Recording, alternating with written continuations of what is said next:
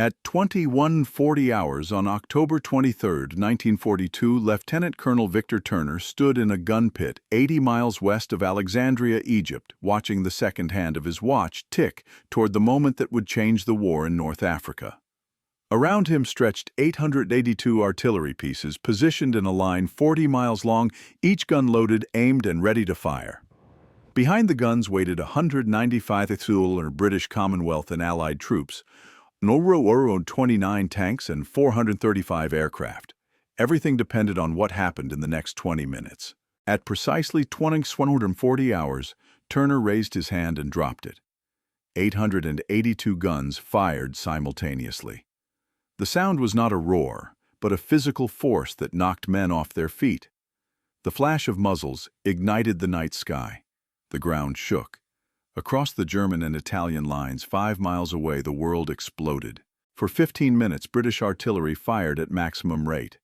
Shells rained down on Axis positions at a rate of over 1,000 rounds per minute. German soldiers, veterans of Poland, France, and 2 years of desert fighting, had never experienced bombardment of this intensity. Trenches collapsed, bunkers disintegrated, communications were severed, men were buried alive or blown to pieces. At 21:55 hours, the artillery shifted targets, moving deeper into Axis defenses. At 2200 hours, 4 infantry divisions advanced into the darkness. Ahead of them, engineers marked paths through minefields with white tape. Behind them, tanks waited to exploit any breakthrough. Operation Lightfoot, the Second Battle of El Alamein, had begun. This was the battle that would determine whether the British Empire survived in the Middle East, whether Germany captured the Suez Canal and the oil fields of the Persian Gulf, whether the entire strategic balance of World War II shifted in favor of the Axis. For 2 years, the Desert War had swung back and forth across North Africa. Now it would be decided in 12 days of brutal combat that would destroy one of history's most successful armies and shatter the reputation of Germany's most famous general. But on that October night, as British infantry advanced through exploding minefields and German machine gun fire, victory was not certain. Erwin Rommel commanded 115,000 German and Italian troops, 559 tanks, and 552 aircraft. His defensive positions were 40 miles deep, protected by 500,000 mines. His tactical genius had defeated every British offensive for 2 years. He was the Desert Fox, the commander who had never lost a major battle in North Africa. Montgomery was betting everything that this time would be different, that British material superiority would overcome German tactical brilliance, that careful planning would defeat inspired improvisation, that the British Army, rebuilt and retrained after years of defeat, could finally break the Afrika Korps. The battle that began on October 23rd would prove which side was right. The road to El Alamein began in June 1940, when Italy declared war on Britain and France. Benito Mussolini believed the war was nearly won and wanted territorial gains before peace negotiations began. Italy had 250,000 troops in Libya and Italian East Africa positioned to threaten British Egypt and the Suez Canal. Marshal Rodolfo Graziani commanded Italian forces in Libya with orders to invade Egypt. Graziani advanced in September 1940 with 5 divisions pushing 60 miles into Egypt before stopping at Sidi Barrani. The advance was cautious and methodical. Graziani built fortified camps and waited for supplies. He did not press toward the Suez Canal, only 200 miles away, because his logistics were inadequate and British resistance was stronger than expected. In December 1940, the British Western Desert Force, commanded by Lieutenant General Richard O'Connor, counterattacked with 36,000 men against 150,000 Italians. In 2 months of fighting, O'Connor destroyed 10 Italian divisions, captured 130,000 prisoners, and advanced 500 miles across Libya. By February 1941, British forces had captured Benghazi and were approaching Tripoli, threatening to drive Italy completely out of North Africa. Germany could not allow Italy to lose North Africa. Control of Libya gave the Axis a position to threaten British Egypt. Loss of Libya would expose southern Europe to Allied attack and could knock Italy out of the war. Adolf Hitler ordered German troops to Libya to stabilize the situation. On February 12, 1941, General Lieutenant Erwin Rommel arrived in Tripoli to command German forces in Africa. He was 49 years old, a veteran of World War I who had commanded a panzer division in the 1940 invasion of France. He was aggressive, confident, and willing to take risks. His orders were to defend Tripoli and prevent further Italian collapse. He was not authorized to attack. Rommel ignored those orders. On March 24, 1941, he attacked British positions at El Agheila with 2 German divisions and 3 Italian divisions. The British extended over hundreds of miles of desert with inadequate supplies retreated. Rommel pursued aggressively. By April 11th, he had recaptured all the territory O'Connor had taken, pushed British forces back to the Egyptian border, and besieged the fortress of Tobruk. For the next 18 months, the Desert War became a series of offensives and counteroffensives that swung back and forth across Libya and Egypt. Battles were fought at Sollum, Sidi, Redzeg, Gazala, and Mersa Matruh. British commanders changed repeatedly. General Archibald Wavell was replaced by General Claude Auchinleck, who was temporarily replaced by General William Gott, who was killed when his aircraft was shot down before he could take command. The pattern was consistent. Rommel would attack with limited forces using speed and surprise to disrupt British formations. British forces, superior in numbers and equipment, would be outmaneuvered and defeated. Rommel would advance until his supplies ran out, then retreat. British forces would reorganize and counterattack. The front line moved hundreds of miles east and west, but neither side could achieve decisive victory. By June 1942, Rommel had captured Tobruk and driven British forces back to a defensive position at El Alamein, only 80 miles from Alexandria. The Suez Canal was threatened. British plans were prepared for evacuating Egypt and withdrawing to Palestine. The entire British position in the Middle East appeared to be collapsing. Rommel attempted to break through at El Alamein in July 1942 in what became known as the First Battle of El Alamein. He attacked with 55 German tanks and 85 Italian tanks, the remnants of his armored forces after months of continuous combat. Auchinleck, commanding British 8th Army, had 150 tanks in strong defensive positions. The German attack was stopped after 5 days of fighting. Rommel lost 18 tanks and gained nothing. Auchinleck counterattacked in July, attempting to destroy Rommel's weakened forces. The attack failed. British coordination was poor. Infantry and armor did not support each other effectively. German anti-tank guns destroyed British tanks advancing without proper reconnaissance or artillery support. After 2 weeks of futile attacks, the offensive was called off. Winston Churchill flew to Cairo in early August 1942 to assess the situation personally.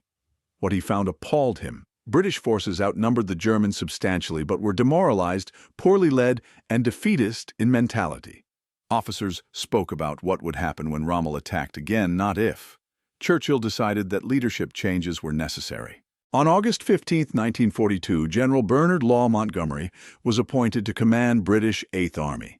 Montgomery was 54 years old, a professional soldier who had commanded divisions in France in 1940 and in Britain during 1940-42. He had a reputation for thorough planning, attention to detail, and absolute confidence in his own judgment. He was also arrogant, difficult to work with, and dismissive of subordinates who questioned his decisions. Montgomery's first action was to cancel all existing plans for withdrawal. He told his staff that 8th Army would hold at El Alamein and would not retreat under any circumstances. If Rommel attacked, 8th Army would defeat him in defensive battle. Then 8th Army would attack and destroy the Afrika Korps completely. There would be no more retreats, no more defeats, only victory. Montgomery's confidence was not just bravado. He understood that the strategic situation had shifted decisively in Britain's favor. Rommel's supply lines stretched 400 miles from Tripoli to El Alamein. Every gallon of fuel, every shell, every spare part had to be shipped across the Mediterranean, from Italy, then trucked across the desert on roads that barely existed. British submarines, aircraft, and ships based in Malta were sinking 30–40% of Axis shipping. Rommel was chronically short of fuel, ammunition, and replacement equipment. British supply lines were less than 100 miles long. Equipment poured into Egypt from Britain, America, and Commonwealth nations. New tanks arrived weekly. Ammunition stocks were enormous. British forces could sustain combat indefinitely. German forces were fighting on a logistical shoestring that could snap at any moment. Montgomery also understood that British forces needed time to rebuild their confidence and capability. He told Churchill that 8th Army would not attack until late October, giving him 2 months to train his troops, stockpile supplies, and prepare thoroughly. Churchill wanted an earlier attack. Montgomery refused. He would attack when ready, not before. Rommel attempted one final offensive before British strength became overwhelming. On August 31, 1942, he attacked with 203 German tanks and 243 Italian tanks at Alamein, a ridge south of El Alamein that dominated the southern approaches to the British position. Rommel's plan was to swing around the British southern flank, capture Alamein Ridge, and drive north to cut off British forces. Montgomery had anticipated this attack. He had studied Rommel's previous battles and understood his preferred tactics. British forces at Alamein were positioned in depth with strong anti-tank defenses. The 22nd Armored Brigade with 92 Grant tanks occupied hull-down positions on the ridge where their guns could engage German tanks advancing across open ground. The battle lasted 6 days. German tanks attacked repeatedly but could not break through British defenses. German fuel shortages limited their maneuverability. British air superiority meant constant attacks on German supply columns. On September 3, Rommel ordered withdrawal. The Battle of Alamein cost Germany 49 tanks, 55 guns, 395 killed, and 1,140 wounded. British losses were 68 tanks and 1,750 casualties. Alamein proved that 8th Army could defeat Rommel in defensive battle. Now Montgomery had to prove they could defeat him in offensive battle. He spent September and October preparing Operation Lightfoot, the offensive that would destroy the Afrika Korps. The plan was methodical and overwhelming. 4 infantry divisions would attack on a 10-mile front near the coast, penetrating German defenses to create corridors through the minefields. 2 armored divisions would pass through these corridors and engage German armor in open battle. British material superiority would grind down German resistance through sustained combat. Once German mobile forces were destroyed, infantry would advance and complete the destruction of Axis forces. Montgomery organized 8th Army into 3 corps. XXX Corps, under Lieutenant General Oliver Leese, commanded 4 infantry divisions for the initial assault. X Corps, under Lieutenant General Herbert Lumsden, commanded 2 armored divisions to exploit the breakthrough. 30 Corps, under Lieutenant General Brian Horrocks, held the southern sector to prevent German forces from reinforcing the main battle area. The force assembled at El Alamein was the most powerful Britain had fielded in the desert. Montgomery had 195,000 men, 29 tanks, 435 aircraft, and 908 artillery pieces. Tank strength included 252 new Sherman tanks from America, with 75mm guns that could penetrate German armor at longer ranges than British tanks could achieve. Also present were 170 Grant tanks and 252 Crusader tanks. Rommel commanded 115,000 men, 559 tanks, and 552 aircraft. German tank strength included 38 Panzer IV with long 75mm guns, 88 Panzer III with 50mm guns, and 85 Panzer II light tanks. Italian forces provided 278 M1340 medium tanks and 32 German-supplied Panzer IV. The Italian tanks were obsolete with thin armor and weak guns. Only the German Panzer IV with long 75mm gun could engage Sherman tanks on equal terms, and Rommel had only 38 of those. German forces were organized in a static defense. The 164th Light Africa Division, 90th Light Division, and Italian Trento Division held the northern sector. The 15th Panzer Division and Littorio Armored Division were positioned behind the northern defenses as mobile reserves. The 21st Panzer Division and Ariete Armored Division held the southern sector. German positions were protected by 2 massive minefields, the Devil's Gardens, containing 500,000 mines in belts up to 5 miles deep. Rommel was not present when the battle began. In September, he had returned to Germany on medical leave, suffering from chronic stomach ailments, exhaustion, and jaundice. General Georg Stumme commanded in his absence. Stumme was competent, but lacked Rommel's tactical genius and did not have authority to make major strategic decisions without consulting Berlin. British preparations were elaborate and deceptive. Montgomery created an entire dummy logistics base in the southern sector to suggest the main attack would come there. Real supply dumps in the northern sector were camouflaged to look like trucks. Dummy tanks made of wood and canvas were positioned in the south while real tanks moved north at night. Wireless traffic was manipulated to suggest attack preparations in the wrong locations. The deception succeeded. German intelligence concluded that the main British attack would come in the south in early November. When the actual attack came in the north on October 23, German forces were positioned incorrectly and unprepared. At 20:40 hours on October 23, the barrage began.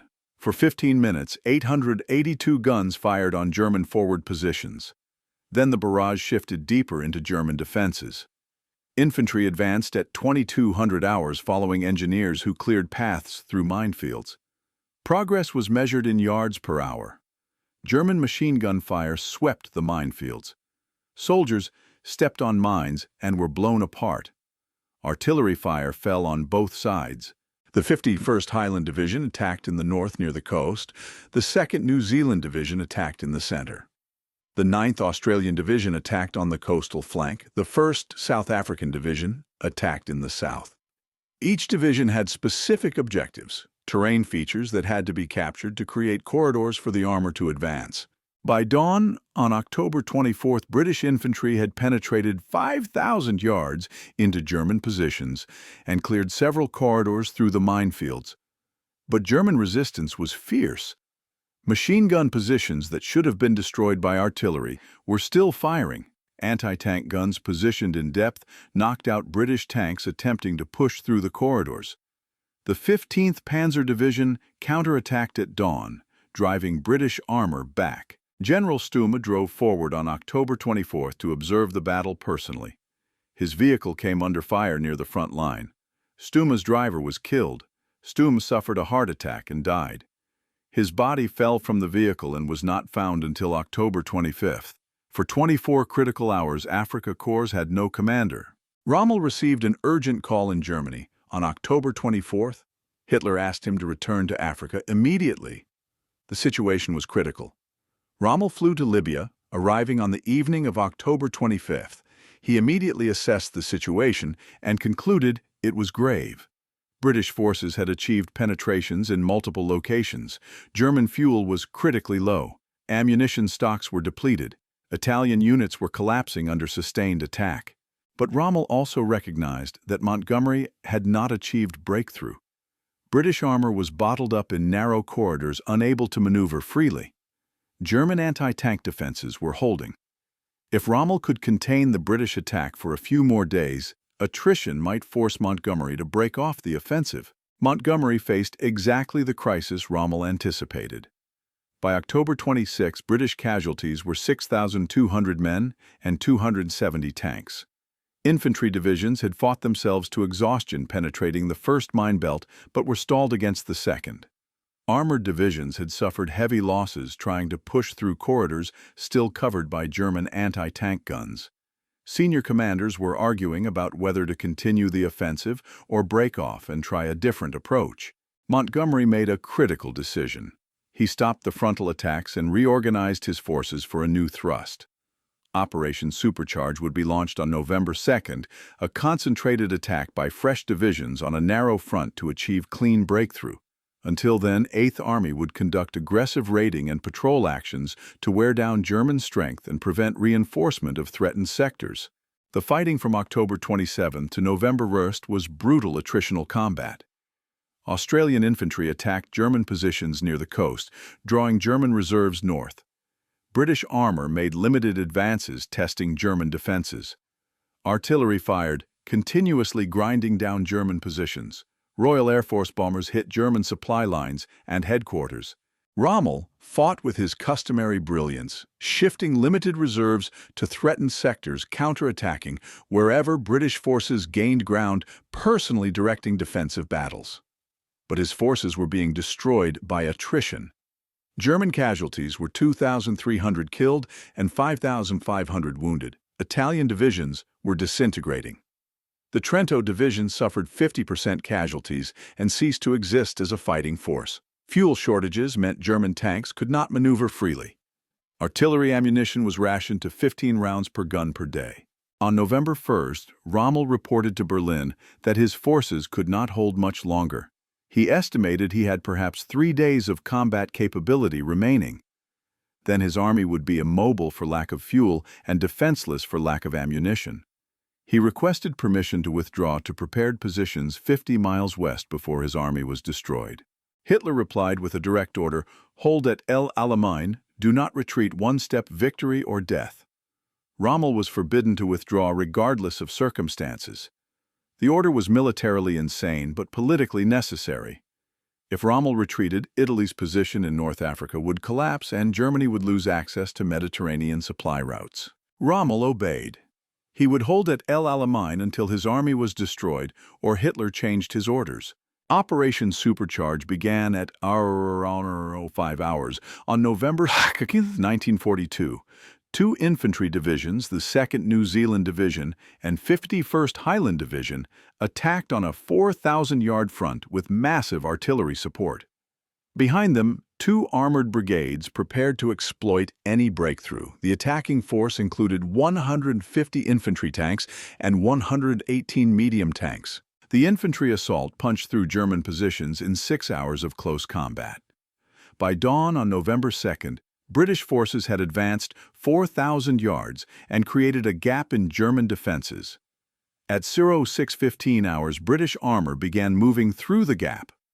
The 9th Armored Brigade, equipped with Grant and Crusader tanks, advanced toward German anti-tank positions near Tel El Akakir Ridge. German 80mm anti-tank guns opened fire at 1,000 yards. British tanks charged the gun line, attempting to overrun the positions before German gunners could destroy them. It was suicide. German 80mm guns could penetrate British tank armor at 2,000 yards. British tanks had to close to within 800 yards to have a chance of destroying an 88. The 9th Armored Brigade was annihilated. Of 94 tanks that attacked, 75 were destroyed in 90 minutes. But the sacrifice achieved its purpose. The German anti-tank screen was disrupted. Gun crews were killed or forced to retreat. A gap existed in German defenses. At 0800 hours, the 1st Armored Division advanced through the gap with 230 tanks, including Sherman tanks with 75mm guns. German forces counterattacked immediately. The 15th Panzer Division with 38 operational tanks and the 21st Panzer Division with 47 operational tanks charged into battle. Italian armored divisions joined the attack. The tank battle at Tel El Akakir lasted 4 hours. British armor outnumbered German armor 3-1. British tanks had better guns and thicker armor. But German tank crews were more experienced and German tactics were superior. The battle became a series of small unit engagements at ranges under 1,000 yards. By 1200 hours, the battle was over. German mobile forces had been destroyed. The 15th Panzer Division was reduced to 7 operational tanks. The 21st Panzer Division had 15 operational tanks. The Littorio Armored Division had 20 operational tanks. Ariete Armored Division was wiped out, its commander killed, its tanks destroyed. Rommel's army no longer had mobile reserves. British armor could now maneuver freely through German rear areas. The defensive line at El Alamein was broken. Rommel ordered immediate withdrawal on the afternoon of November 2nd. Hitler's order forbidding retreat arrived 12 hours later. Rommel was commanded to hold every position, sacrifice every soldier if necessary, but not retreat. Rommel argued with Berlin by radio. He explained that his army was being destroyed, that withdrawal was the only way to save any forces for future operations. Berlin was unmoved. Hitler's order stood. For 24 hours, Rommel obeyed. German and Italian infantry held positions while British tanks drove through their rear areas, cutting off entire divisions. The result was catastrophic. German infantry divisions without fuel or ammunition were surrounded and forced to surrender. By November 4th, approximately 30,000 Axis troops had been captured. On the evening of November 4th, Rommel made the hardest decision of his military career. He disobeyed Hitler's direct order. He ordered general retreat to Fuka, 50 miles west. German mobile forces would withdraw immediately. Infantry divisions would follow as best they could. Equipment that could not be moved would be destroyed. The Afrika Korps would not die at Alamein. The withdrawal began at midnight on November 4th. German forces moved west along the coastal road, harassed by British aircraft and long-range artillery. Italian infantry divisions lacking transport were left behind to surrender. By November 5th, the retreat was general. By November 7th, Rommel's army had withdrawn 150 miles to Mersa Matruh. British pursuit was aggressive but not overwhelming. Montgomery advanced, cautiously concerned about German counterattacks and aware that overextended advances had led to British defeats in previous desert campaigns. XXXX Corps advanced along the coastal road. X Corps swung south to cut off German retreat routes, but coordination was imperfect and Rommel's rearguards fought skillfully. Heavy rain on November 6-7 turned the desert into mud, slowing British armor. German rearguards established temporary defensive positions, fought brief delaying actions, then withdrew before being surrounded. Rommel demonstrated that even in retreat, even with a shattered army, his tactical skill remained formidable. By November 13th, Rommel had withdrawn to El Agheila, 600 miles west of El Alamein. He had saved approximately 30,000 German troops and 12,000 Italian troops. But he had lost 30,000 killed or wounded, 30,000 captured, 450 tanks, 1,000 guns, and most of his transport. The Afrika Korps was a shadow of its former strength. On November 8th, while Rommel's army retreated across Libya, American and British forces landed in Morocco and Algeria as part of Operation Torch. 3 Allied task forces landed at Casablanca, Oran, and Algiers, establishing a second front in North Africa. German forces in Libya were now threatened from the east by Montgomery's 8th Army, and from the west by American forces advancing through Tunisia. The strategic situation in North Africa had reversed completely. In June 1942, Axis forces were 80 miles from Alexandria and threatening the Suez Canal. By November 1942, Axis forces were retreating across Libya. Allied forces controlled northwest Africa and Germany faced eventual expulsion from the entire continent. Hitler refused to abandon North Africa. He ordered massive reinforcements to Tunisia, stripping forces from other fronts to build up German strength. Between November 1942 and May 1943, Germany sent 100,000 additional troops to Tunisia, along with hundreds of tanks and aircraft. The effort was futile. Supply lines were too long, Allied air and naval superiority too overwhelming. Rommel continued retreating across Libya, fighting delaying actions at Mersa Brega, Buerat, and Tripoli. By January 23, 1943, 8th Army captured Tripoli. Rommel withdrew into Tunisia, joining forces with Colonel General Hans-Jürgen von Arnim, who commanded German forces opposing the American advance from Algeria. In February 1943, Rommel launched his last offensive attacking American forces at Kasserine Pass, with elements of 3 panzer divisions. The attack achieved initial success, destroying American units that had never been in combat before. But American forces recovered quickly, counterattacked with air support and artillery, and drove Rommel back. By March 1943, Rommel was exhausted physically and mentally. He returned to Germany on sick leave and never returned to Africa. Command passed to von Arnim, who conducted a capable but doomed defense until May 13, 1943, when all Axis forces in Tunisia surrendered. More than 240,000 German and Italian troops were captured in the largest Axis surrender of the war. The Second Battle of El Alamein was the turning point of the North African campaign. British casualties were 13,560 killed, wounded, and missing. Tank losses were 500, most of which were repaired and returned to service. Axis casualties were 10,000 killed and wounded, 30,000 captured, and 450 tanks destroyed. But the material losses were less important than the psychological impact. El Alamein broke the myth of Rommel's invincibility. For 2 years, German forces had outfought larger British forces through superior tactics and leadership. Rommel had become a legend, the Desert Fox, who always found a way to win. El Alamein proved that material superiority, properly applied, could overcome tactical brilliance. Montgomery became a British national hero. Churchill called El Alamein the end of the beginning, recognizing that while the war was far from won, the tide had turned against Germany. Church bells rang across Britain for the first time since 1940, celebrating the first major British victory of the war. The strategic consequences extended beyond North Africa. German forces committed to Tunisia in late 1942 and early 1943 were forces that could have been used in Russia, where the Soviet counteroffensive at Stalingrad was destroying the German Sixth Army. German aircraft sent to Tunisia were aircraft that could have contested Allied bombing raids over Germany. German fuel allocated to Africa was fuel that panzer divisions in Russia desperately needed. Hitler's decision to reinforce Tunisia rather than abandon North Africa was strategically catastrophic. He threw good resources after bad, trying to hold an untenable position for prestige rather than military logic. The 240,000 troops captured in Tunisia in May 1943 were experienced soldiers Germany could not replace.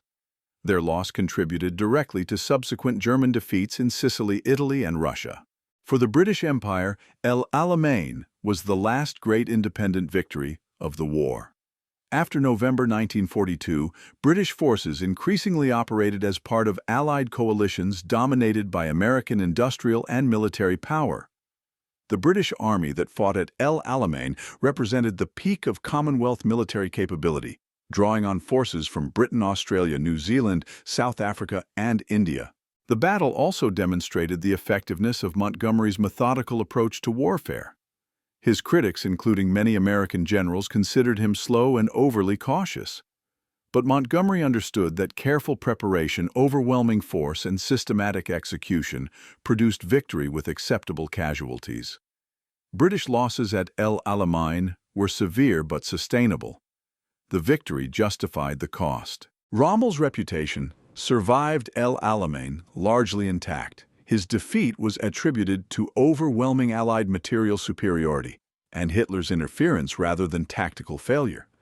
German generals who wrote memoirs after the war consistently portrayed Rommel as a brilliant commander defeated by circumstances beyond his control.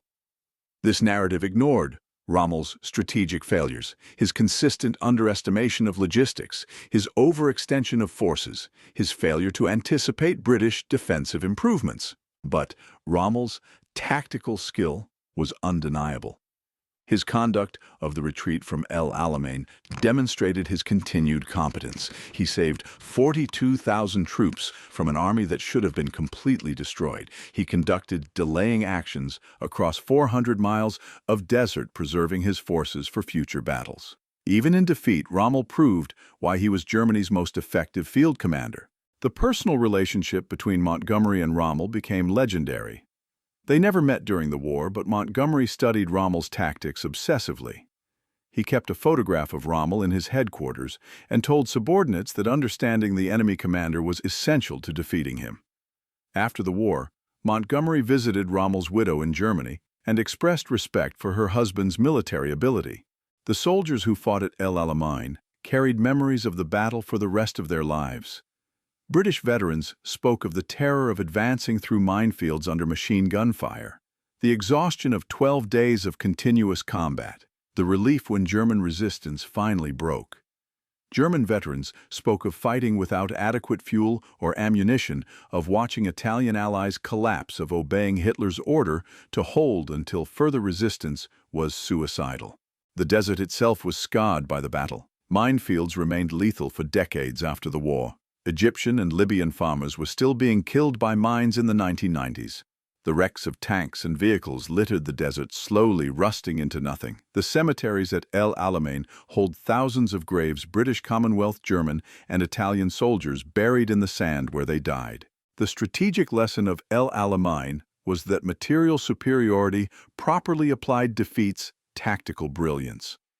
Montgomery's army was not more skillful than Rommel's. British soldiers were not better fighters than German soldiers, but British forces had more tanks, more fuel, more ammunition, more aircraft, and more time to prepare.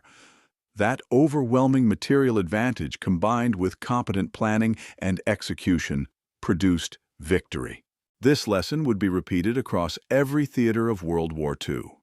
Germany's tactical superiority and individual unit quality could not overcome Allied industrial capacity.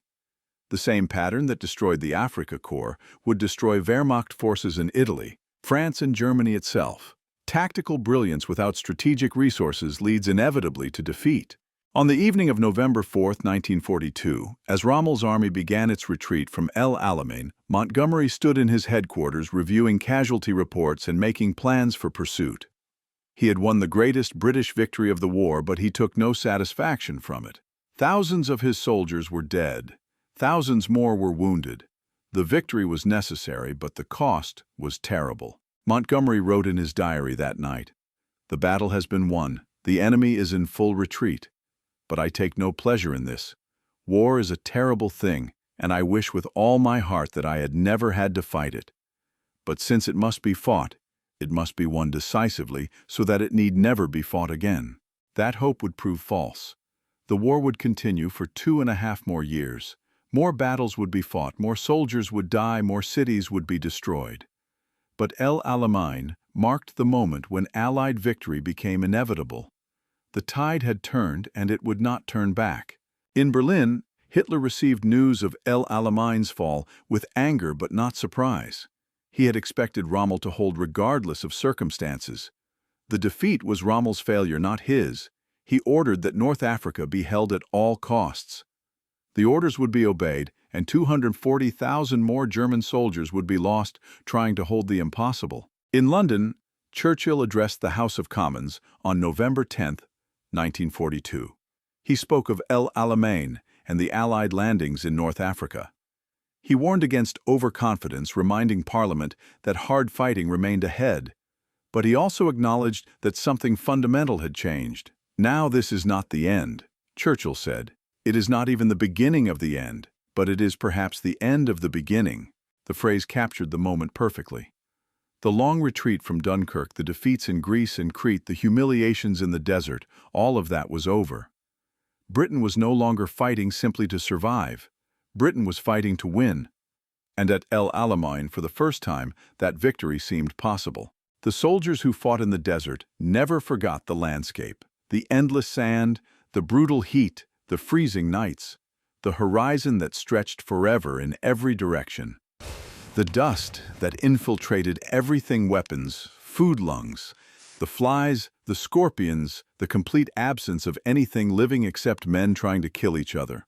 They spoke of the desert with a strange affection. It was clean, they said, no civilians to be killed by stray shells, no cities to be destroyed, just two armies fighting across empty sand, and when the battle was over, the desert would erase all traces within years.